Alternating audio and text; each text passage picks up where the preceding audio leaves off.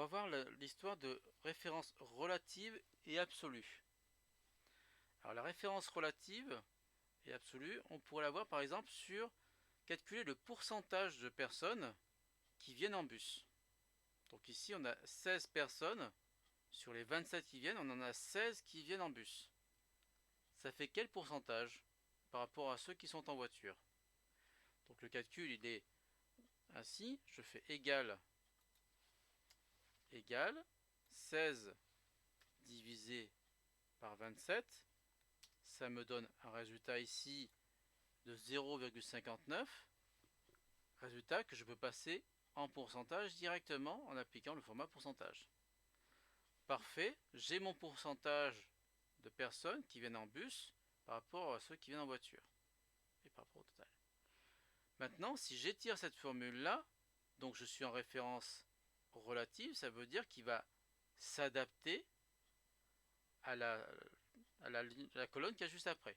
Donc autrement dit, si j'étire, il va s'adapter et donc il va dire ben maintenant j'ai décalé d'un, donc je vais faire C19. Je divise C19 par oui, il s'est adapté. Il s'est adapté, donc comme il a décalé d'un, et ben il a décalé sur une cellule qui est vide. Il aurait fallu que dans la formule, on va supprimer ici parce qu'elle est fausse, c'est en erreur. Dans la formule précédente ici, ok, il décale de C, enfin de B à C, mais pas ok pour qu'il déplace de D à E, puisque E19 est vide.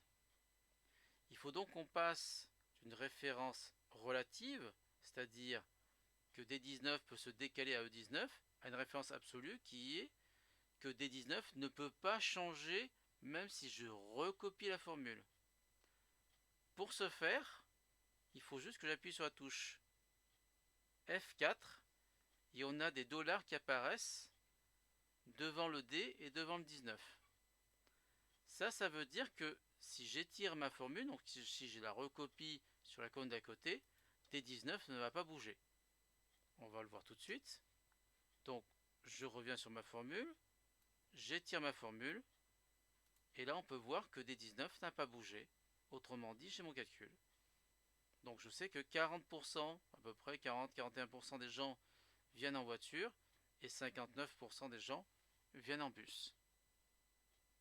C'est ma référence relative ici qui a fait que de B, je passe à C19. En revanche, le D19 qui est ici, quand j'ai étiré ma formule, il est toujours resté D19. Donc le B qui vient de C est une référence relative et le D19 qui ne bouge pas est une référence absolue.